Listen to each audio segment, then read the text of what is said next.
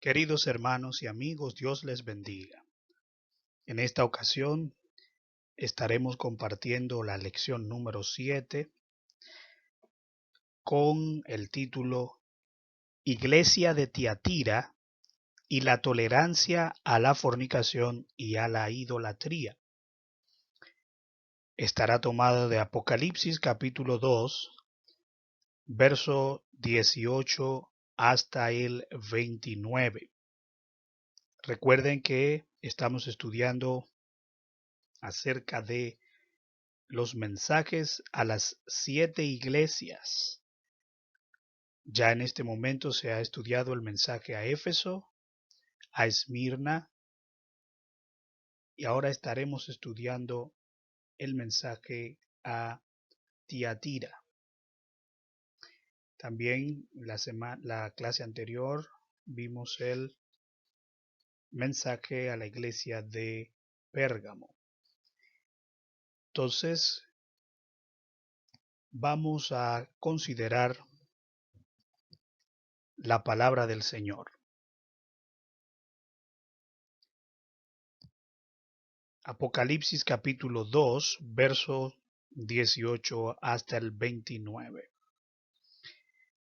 Y escribe al ángel de la iglesia en Tiatira, el Hijo de Dios, el que tiene ojos como llama de fuego y pies semejantes al bronce bruñido, dice esto: Yo conozco tus obras, y amor, y fe, y servicio, y tu paciencia, y que tus obras postreras son más que las primeras.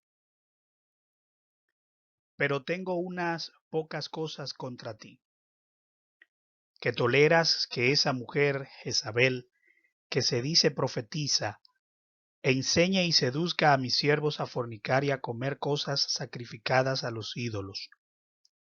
Y le he dado tiempo para que se arrepienta, pero no quiere arrepentirse de su fornicación. He aquí, yo la arrojo en cama y en gran tribulación a los que con ella adulteran, si no se arrepienten de las obras de ella. Y a sus hijos heriré de muerte. Y todas las iglesias sabrán que yo soy el que escudriña la mente y el corazón, y os daré a cada uno según vuestras obras.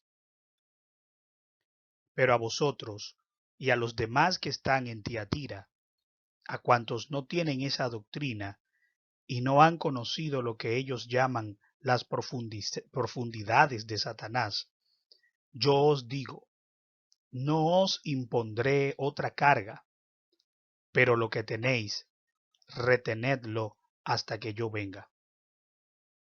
Al que venciere y guardare mis obras hasta el fin, yo le daré autoridad sobre las naciones, y las regirá con vara de hierro, y serán quebradas como vaso de alfarero, como yo también la he recibido de mi Padre. Y le daré la estrella de la mañana. El que tiene oído oiga lo que el Espíritu dice a las iglesias.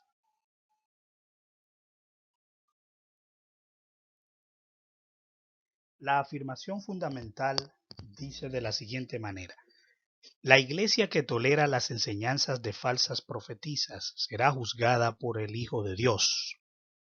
Versículo para meditar. Pero tengo unas pocas cosas contra ti, que toleras que esa mujer Jezabel, que se dice profetiza, enseñe y seduzca a mis siervos a fornicar y a comer cosas sacrificadas a los ídolos. Apocalipsis capítulo 2, verso 20. Los objetivos tras estudiar esta lección es que el alumno conozca por qué la ciudad de Tiatira tenía mala fama de que sus habitantes eran gente deshonestas. Identificará las razones por las cuales había en la iglesia de Tiatira una profetisa falsa a la que se compara con Jezabel.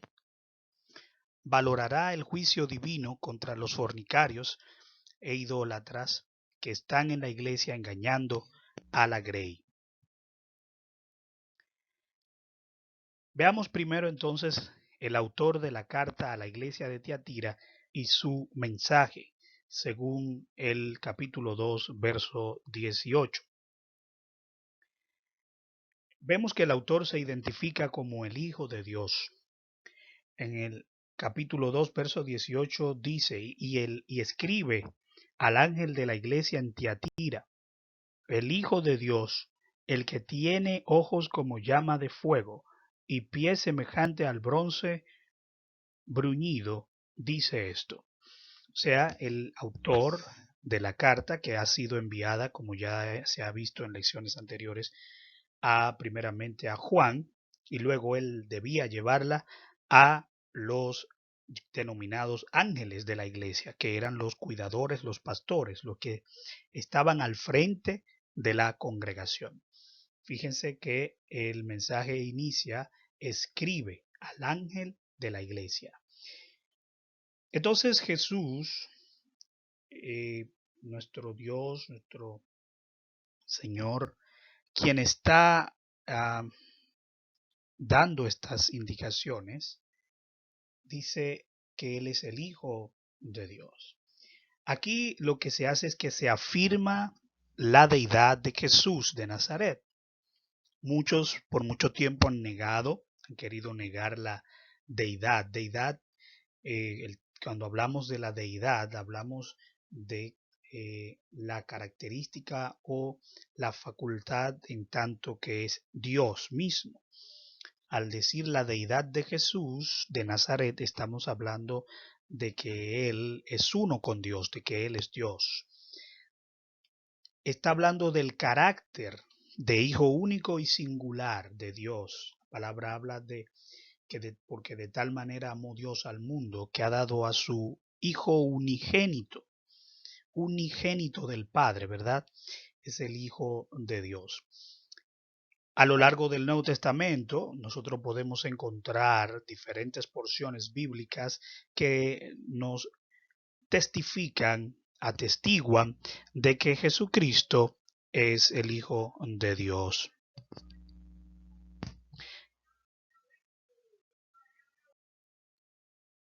En el libro de Mateo, por ejemplo, en el capítulo 14, verso 33, también en el capítulo 16, verso 16, Marcos 3, 11 y el 5, 7, en Romanos capítulo 5, verso 10. En el libro de Juan, en el capítulo 10, verso 30, dice, yo y el Padre uno somos.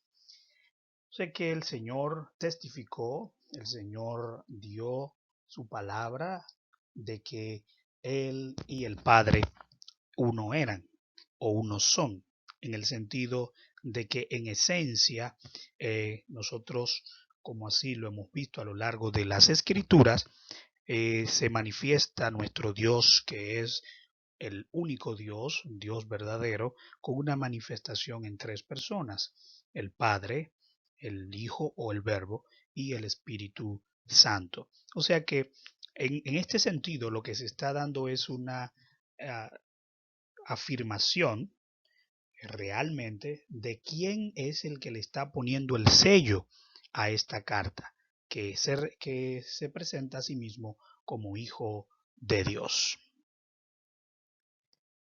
¿Cuáles atributos se mencionan aquí de este autor de la carta, el cual nosotros identificamos como nuestro Señor? Hay una descripción que el mismo Jesús es quien la hace, ¿verdad? Aparte de que ya dice que es el Hijo de Dios, dice el que tiene ojos como llama de fuego. Cuando habla de esto, está queriendo dejar a entender que sus ojos, su mirada es penetrante, ¿verdad? Que puede eh, quebrantar, entrar a cualquier profundidad del pensamiento y del interior del hombre. Sé que en este sentido lo que está dejando ver es que él tiene capacidad para penetrar a lo más profundo del interior del ser humano. Puede ver lo que hay en su interior, en el interior del creyente, del no creyente. Puede saber qué está pensando, cuáles son sus intenciones. conoce la conducta subjetiva y la objetiva, lo que no se ve y lo que se ve, la forma en cómo tú haces las cosas, la intención que tienes. Y él lo está diciendo, yo tengo los ojos como de fuego.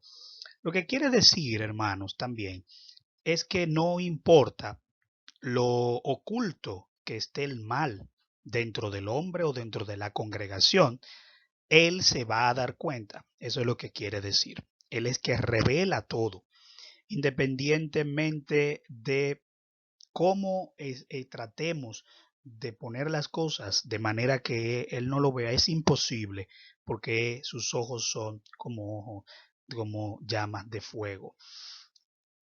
Entonces, eso es lo que quiere dar a connotar a esta iglesia. Fíjense que cada vez, en cada mensaje que se le da a la iglesia, el Señor da una característica acerca de él.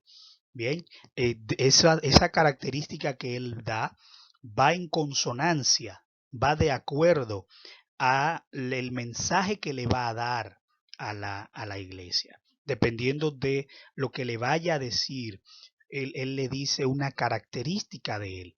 En este caso, él está queriéndole demostrar a los que están en esta iglesia y los que estaban cometiendo las faltas que él luego mencionaría, diciéndole, recuerden que yo lo veo todo y que yo escudriño todo. Es por eso que él se presenta de esta manera. Si ustedes se fijan, comienzan a ver desde el capítulo 2, él se presenta de diferentes formas. En la primera, la iglesia de Éfeso, él le dice, el que tiene las 7 estrellas en su diestra, el que anda en medio de los 7 candeleros de oro. A la iglesia de Esmirna le dice, el primero y el postrero, el que estuvo muerto y vivió. A la de Pérgamo dice, el que tiene la espada aguda de 2 filos. Y ahora a la de Tiatira le dice, el Hijo de Dios, el que tiene ojos como llama de fuego. Y también le da otra característica y dice que tiene sus pies semejantes al bronce bruñido. Cuando habla de bronce, cuando habla de esta característica, quiere decir que tiene fortaleza, que tiene firmeza, que es un señor que no le va a temblar el pulso, que es alguien que cuando toma una decisión, una determinación, la toma en serio y que es alguien que no puede ser burlado. 2 características importantes que el Señor le da a conocer a esta iglesia. Yo lo escudriño todo, yo puedo verlo todo, ustedes no me van a ocultar nada. Y segundo, yo soy firme, estoy parado sobre pies firmes, lo que significa que no es fácil de mover. Bueno, luego de que él da se da en la carta estos atributos, estas características, entonces pasa a lo que corresponde en la carta. Aquí en esta parte estudiaremos los elogios y exhortaciones para la iglesia en Tiatira, según el capítulo 2 que estamos estudiando de Apocalipsis, desde el verso 19 hasta el 21. Bien, dice, yo conozco tus obras y amor y fe y servicio y tu paciencia y que tus obras postreras son más que las primeras. Bien, habla un poquito aquí de la ciudad de Tiatira, que es una de las iglesias que está ubicada en el Asia Menor, ¿verdad? Que hemos venido estudiando esta región, que hemos estado viendo a través de las diferentes iglesias que hemos estado analizando. Esta se encontraba a unos 70 kilómetros al sureste de Pérgamo, que fue la iglesia que estudiamos a la elección pasada, o sea que 70 kilómetros aproximadamente. Era una iglesia, una ciudad de mucho comercio. Era una ciudad que se caracterizaba por ser muy cosmopolita, muy movida por las actividades a las que se dedicaba.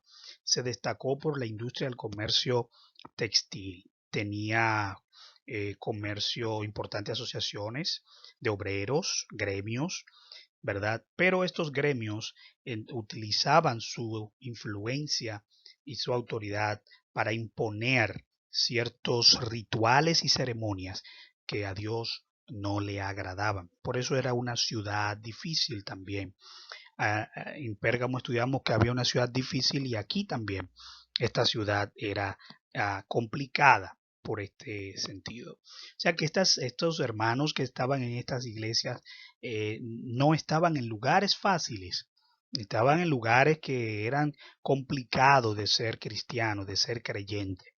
Bien, eso es importante que lo tengamos en cuenta, que eran ciudades paganas, ciudades difíciles, ciudades que no eran tan abiertas a lo que era el mensaje de la fe de Jesucristo. Dice, yo conozco tus obras, como le dice a otras iglesias, yo conozco tus obras, ¿verdad? Yo sé lo que tú haces. El Señor le dice esto invariablemente a las iglesias que hemos visto anteriormente. Comienza diciéndole, yo reconozco las virtudes que tú tienes. ¿Ya? Sé que tienes amor, que tienes fe, que eres una iglesia servidora, que tienes paciencia y que tus obras van incrementándose, que cada vez tus obras son más. Por eso le dice, tus obras postreras, tus últimas obras, son más que las primeras. O sea, tú has ido creciendo en la fe, has ido creciendo en tu entrega, has ido creciendo en lo que haces. Te has convertido en una iglesia de crecimiento, una iglesia de avance. ¿Ah? Te lo reconozco, sé que tienes unas características muy buenas, eres servidora y te has entregado al trabajo. Eso es bueno, eso es importante. Fíjense que el Señor comienza reconociendo las virtudes que tiene la iglesia. Aquí está el mapa, el lugar, ¿verdad? Que hemos estado estudiando. Aquí en rojo, sombreada la iglesia, el lugar donde se encontraba la iglesia de Tiatira.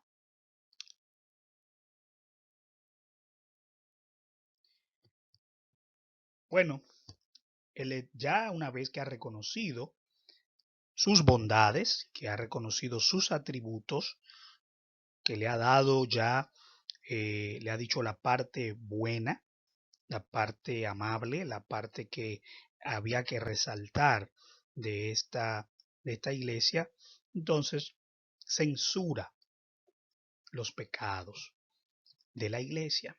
Verso 20 en adelante. Pero tengo unas pocas cosas contra ti. Tengo unas pocas cosas contra ti, es que toleras, ese término, toleras, tolerancia.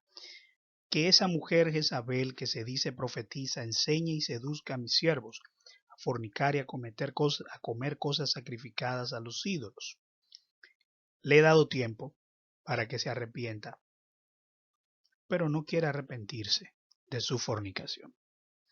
Habla de una mujer, obviamente no es Jezabel, la Jezabel que sabemos que es mencionada en las escrituras en el Antiguo Testamento, sino que le está dando las características, recordando las características de Jezabel, la esposa de Acab, del rey Acab, que estuvo involucrada en todo aquello de el culto a los profetas de Baal, de Acera. Recordemos en Primera de Reyes, cuando el profeta Elías se enfrenta a los profetas de Acera, a los profetas de Baal que piden que descienda fuego del cielo. Y luego esta mujer juró de que se iba a vengar y de que iba a causarle la muerte a este profeta. Esta mujer era una mujer, bueno, totalmente en contra de lo que Dios de los principios que Dios establece para una persona. ¿eh? Eh, Era alguien que protegía a los sacerdotes y sacerdotisas paganas. Esa era su característica. Y ahora el Señor está comparando a esta persona que se encuentra en esta iglesia. Dice que era una profetisa, que se decía que era una profetisa. Ella se decía a ella misma ser profetisa. Fíjense cómo se destaca esto aquí. No era alguien que Dios había puesto, alguien que Dios le había entregado ese llamado, ese ministerio. Ella misma se hacía o se decía ser profetisa. ¿Mm? Cuando usted dice esto, usted lo que está tratando de establecer es que usted, un número uno, o usted duda de que esa persona lo sea, o usted está seguro. En este caso, el Señor está seguro de que no es una profetisa y dice, ella se dice ser profetisa. ¿Y a qué se dedicaba esta persona? Ella se dedicaba a enseñar y a seducir a los siervos de Dios. Esa, fíjense que igual como decíamos en la clase anterior, cuando hablábamos de Pérgamo, hay personas que están involucrados en la iglesia y muchas veces son los que desvían a las personas no tienen una fe tan profunda, los desvían, o incluso a aquellos que son fuertes, los seducen y los llevan a cometer actos que son deshonrosos ante Dios. Entonces dice que seducía a los siervos a dos cosas, a fornicar y a comer de las cosas sacrificadas a los ídolos, que eran actitudes, que eran actividades reprochables totalmente delante del Señor. Entonces, esas prácticas lo que hacían era que ponían en peligro la vida, la fe de la iglesia y ponían en tela de juicio la lealtad de esa iglesia al Señor. No todos hacían esto, no todos se dejaron influenciar, pero el Señor les advierte para que ellos lo dejen de hacer, porque recuerden, como dice la Escritura, que un poco de levadura leuda toda la masa. Entonces el Señor está encargándose de separar, como decimos en el argot popular dominicano, los mansos de los cimarrones.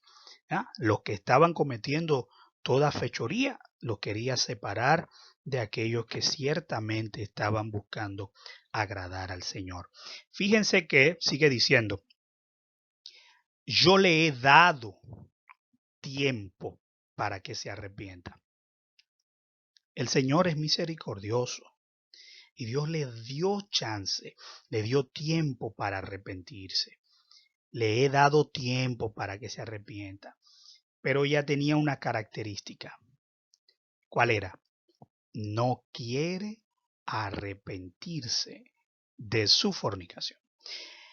Fíjense que no tenía excusa porque Dios le había dado la oportunidad de arrepentirse, pero la había rechazado. Es importante esto. Cuando una persona tiene la oportunidad de salir de un problema, cuando una persona tiene el chance de rehabilitarse y no lo toma, entonces las consecuencias vienen por él, vienen por su cuenta. Él tiene que hacerse responsable o ella tiene que hacerse responsable de las consecuencias porque se le ha dado una oportunidad. Eso hay que tenerlo bien pendiente. Es como que usted tiene a alguien que ha cometido una falla, usted lo descubre y usted le dice, te voy a dar la oportunidad para que te rehabilites. Pero esa persona ni siquiera hace el intento, ni siquiera va a hacer las cosas que necesita para rehabilitarse, porque dice que no quiere rehabilitarse. No quiere, no es que lo he intentado y no he podido, he vuelto a caer, he durado un tiempo sin hacer aquello que el Señor me corrigió, lo he intentado, he resbalado, ayúdenme. No, es alguien que dice no quiere. Hay diferencia entre aquel que se esfuerza y por alguna razón cae y dice que Dios lo levanta, pero esta persona no quiere. Bien, o sea, hay que establecer esta diferencia. El Señor dice en el 21, yo le he dado tiempo, pero no quiere.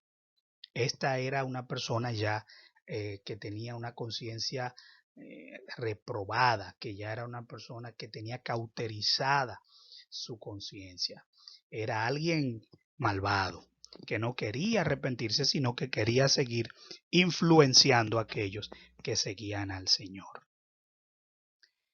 En el libro de Apocalipsis, cuando se utiliza este término de Jezabel, se hace referencia a varios aspectos, por ejemplo, a falsas doctrinas, a la idolatría, a la corrupción espiritual, a la manipulación, al control de la adoración idolátrica y al sincretismo religioso.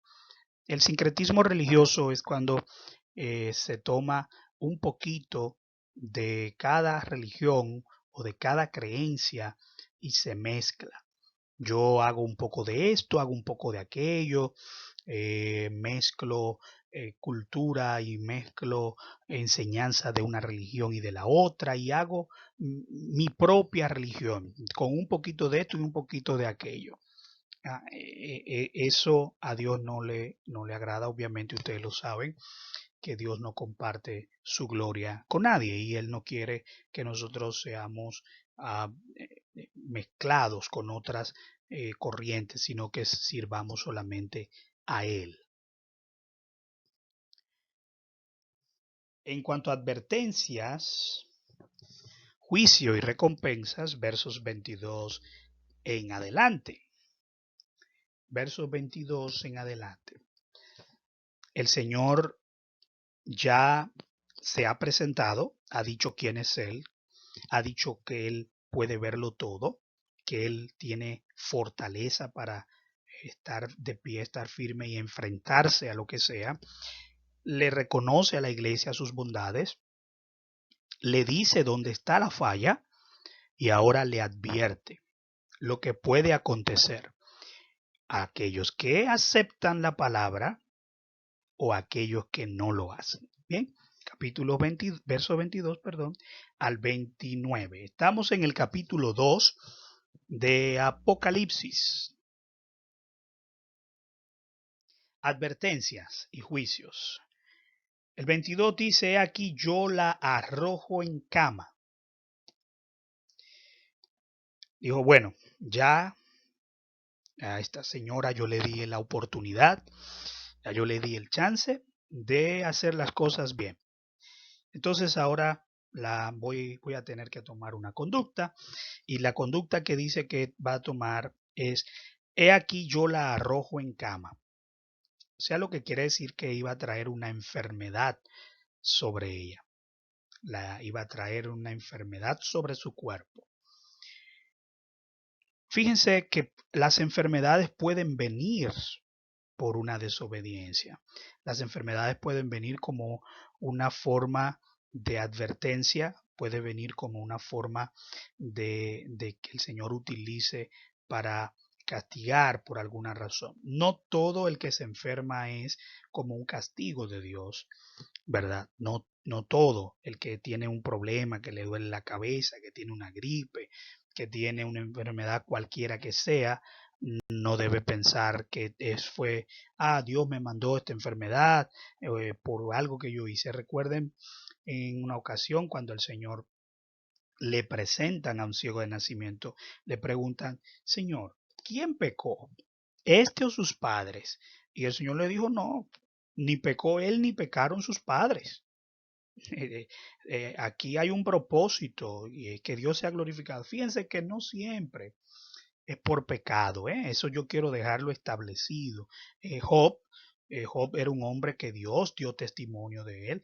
Cuando el enemigo fue a presentarse, él le dijo, ¿no has considerado a Job? Un hombre temeroso de Dios, apartado del mal, no hay como él, es un hombre íntegro. Sin embargo, le permitió que viniera una calamidad sobre él, tanto física como en sus bienes materiales, en su familia. Y Job no había cometido pecado contra Dios. Pero en este caso sí, en este caso se dice que esta persona iba a recibir un castigo, ¿o? Dice que iba a recibir una amonestación o una retribución por cosas que había hecho. Entonces le dice, yo la arrojo en cama y en gran tribulación a los que con ella adulteran. Fíjense que el castigo venía para para la principal persona que estaba al frente como para los que la seguían. Las consecuencias no eran solamente para ella, las consecuencias eran también para los que la seguían. En gran tribulación a los que con ella adulteran, si no se arrepienten. Todavía le deja una brechita abierta a los seguidores. Si no se arrepienten, viene este juicio. Sigue diciendo, a sus hijos heriré de muerte. ¿Ah? Y todas las iglesias sabrán que yo soy el que escudriña la mente y el corazón, y daré a cada uno según vuestras obras. Yo, si ustedes siguen por ese camino, voy a tomar conducta y ustedes van a servir de ejemplo para otros. Dios ha hecho eso en muchas ocasiones. Ha tomado conducta con personas, con familias, con gobiernos, con reyes, para dar ejemplo a los que ven. Porque muchas veces pasa que cuando los pequeñitos, los débiles, ven que se cometen injusticias o que se hacen cosas que no agradan a Dios y no se toma ninguna conducta, entonces muchas veces eso incentiva a cometer las mismas fallas y por eso él dice, yo voy a tomar una conducta y todas las iglesias, todo lo que están alrededor, todas las demás ciudades van a saber que yo me doy cuenta de las cosas y que yo escudriño la mente y el corazón y que le voy a dar a todos según su obra. Hay una iglesia muy buena que hace obras buenas, que cumple su ministerio, le doy cosas buenas. Pero a los que tratan de seducir a los siervos de Dios y llevarlos por un camino negativo, yo voy a tomar también retribución contra ellos. Bien, eso es lo que quiere decir en este caso. Pero para aquellos que son fieles, el Señor tiene una premiación, porque Dios no solamente es un Dios que toma conducta contra aquellos que hacen lo malo, sino que Él también bendice a los que escogen lo bueno. Dice en el verso 24, pero a vosotros, o sea, Él se está dirigiendo a un grupo en particular a quien le envió la carta. Fíjense que Él no le envía la carta a Jezabel y a su grupo, o sea, a esta mujer malvada y a su grupo, no fue a ellos que Él se la envía. Él se la envía a aquellos que todavía mantienen su fe para alertarles, para que no caigan en ese camino. Porque dice que ya los otros no querían, ella no quería arrepentirse, entonces le está mandando la carta, la advertencia a esos que todavía han retenido la fe para que eviten caer en lo mismo. Bien, por eso dice, pero a vosotros y a los demás que están en Tiatira, a cuantos no tienen esa doctrina, a los que no han caído en sus garras y no han conocido lo que ellos llaman las profundidades de Satanás. Fíjense, señores, hasta qué punto llegaban esta gente que estamos hablando, que ellos decían que habían conocido las profundidades de Satanás. ¿Ah? Ellos se vanagloriaban de eso, de que ellos conocían esas profundidades y que ellos habían llegado a un punto de conocer, de entender y de llegar a lo más bajo. El Señor le dice, aquellos que no han caído en esto, entonces yo le voy a decir, no les voy a imponer otra carga. Yo no les voy a pedir mucho, yo no los voy a forzar, Yo sé que ustedes están en una situación difícil. Yo no los voy a forzar, no les voy a poner otra carga, pero les voy a pedir, retengan lo que tienen hasta que yo venga. O sea, eso es lo que le voy a pedir. No le voy a pedir más, solamente manténganse firmes. Retengan lo que han recibido, lo que tienen. ¿Eh? Eso es lo que el Señor les pide a ellos. Ustedes ven que el Señor sabe qué pedirle a cada quien. Dios no te va a pedir nada que tú no puedas hacer. Dios no te va a llevar más allá de tus posibilidades. Él no te va a exigir una carga que tú no puedas llevar. Él no te va a forzar más allá de lo que Él sabe que tú puedes darle.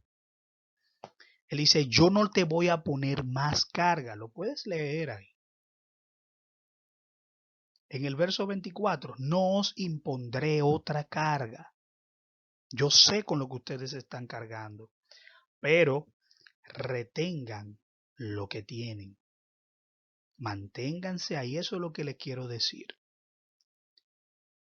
Y en el 26 dice, al que venciere, fíjense que hay un requisito para recibir las premiaciones. Las premiaciones son para el que venciere, para el que venza, para el que llegue hasta el fin. Dos condiciones para recibir lo que Dios va a dar. Número 1, vencer. Dice el verso 26, al que venciere. Número 2, guardar las obras hasta el fin. ¿Quién es que va a vencer? El que guarde las obras hasta el fin. El que guarde las obras de Cristo hasta el fin. Ese es el que va a vencer. Entonces dice que a los que hagan esto, yo le daré autoridad sobre las naciones. Lo voy a poner en eminencia. Lo voy a poner como cabeza. Le voy a entregar autoridad sobre las naciones. Y segundo, le daré la estrella de la mañana. Le daré la estrella de la mañana. En el capítulo 22 de Apocalipsis, en el verso 6, 22:16. Yo Jesús he enviado mi ángel para daros testimonio de estas cosas en las iglesias. Yo soy la raíz y el linaje de David, la estrella resplandeciente de la mañana. Cuando él dice, yo les voy a dar la estrella de la mañana, les está diciendo, ¿qué le está diciendo? Que le iba a entregar, que los iba a llevar a estar con Cristo mismo, con Cristo Jesús, eternamente. Les voy a dar la estrella a la mañana. Ustedes van a tener acceso. Ustedes van a estar con Él al que venciere. Pero hay que vencer y guardar las obras hasta el final.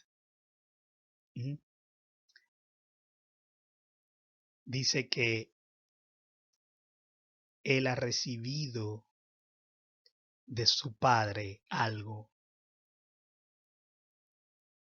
Él ha recibido el gobierno de las naciones y lo va a entregar a aquellos que venzan. El que tiene oído, oiga lo que el Espíritu dice a las iglesias. El que tenga oído, oiga, preste atención, preste oído a lo que está diciendo el Espíritu a la iglesia. Es importante que el que tiene oído no se haga el sordo, sino que escuche lo que Dios está diciendo. Bien, en resumen, hablamos de Tiatira, una ciudad próspera pero desenfrenada. No en toda prosperidad está Dios, no en todo lo que se ve, que se mueve y que tiene mucha preeminencia está Dios. Esta ciudad toleraba, esta iglesia toleraba prácticas que eran abominables a Dios.